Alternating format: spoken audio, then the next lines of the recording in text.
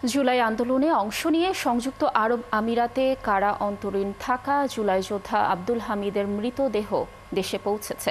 মৃত্যুর 18 দিন পর শুক্রবার সকালে বাংলাদেশ বিমানের একটি ফ্লাইটে চট্টগ্রাম শাহ আমানত আন্তর্জাতিক বিমানবন্দরে তার মরদেহ পৌঁছায়।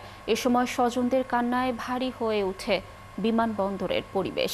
পরে ম্যাজিস্ট্রেট ও সরকারি কর্মকর্তাদের উপস্থিতিতে মৃতদেহ স্বজনদের কাছে হস্তান্তর করা হয়। জহিরুল ইসলামের ক্যামেরায় চট্টগ্রাম থেকে প্রণবেশ চক্রবর্তীর প্রতিবেদন। মৃত্যুর 18 দিন পর শুক্রবার সকালে বিমান বাংলাদেশ এয়ারলাইন্সের ফ্লাইট BG-188 করে সংযুক্ত আরব আমিরাত থেকে আব্দুল হামিদের মরদেহ আনা হয় চট্টগ্রাম শাহ আমানত বিমানবন্দরে। এ সময় জেলা প্রশাসনের ম্যাজিস্ট্রেটের উপস্থিতিতে মৃতদেহ গ্রহণ করা হয়। পরে হস্তান্তর করা হয় পরিবার ও স্বজনদের কাছে। মৃতদেহ আসার পর স্বজনদের কান্নায় ভারী হয়ে ওঠে বিমানবন্দরের পরিবেশ। আর পরিবারের একমাত্র উপার্জন ব্যক্তিকে হারিয়ে এখন দিশেহারা পরিবারটি। 3-4 মাস আমরা এরকম কোনো খবর পাই নাই।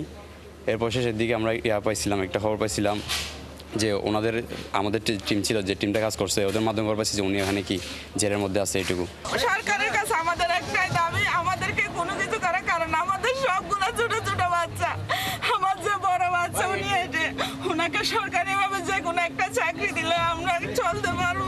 প্রাথমিকভাবে পরিবারটিকে 35,000 টাকা এবং পরে 3 লাখ টাকা দেয়া হবে বলে জানান প্রবাসী কল্যাণ মন্ত্রণালয়ের কর্মকর্তারা।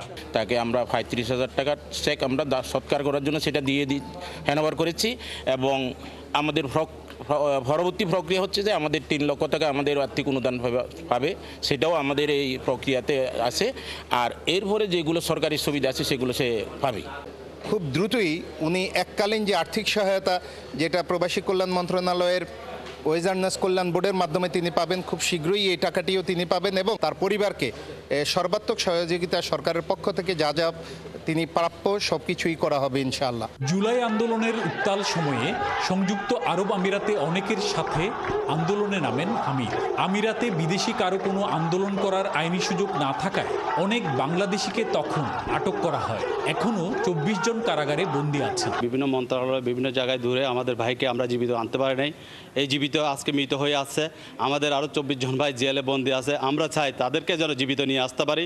অতীতে যাদের জন্য আপনি এত আন্তরিকতা হয়েছিলেন, আমরা চাই স্যার একটু যদি আন্তরিকতা হন আর একটু যদি আপনি সহানুভূতি দেখান আমাদের জন্য, তাহলে 24টা মানুষ ফিরে আসতে পারবে। গত 21শে এপ্রিল হামিদকে গ্রেপ্তার করে সংযুক্ত আরব আমিরাত প্রশাসন। কারাবন্দী থাকা অবস্থায় তিনি গত 22শে সেপ্টেম্বর মারা যান।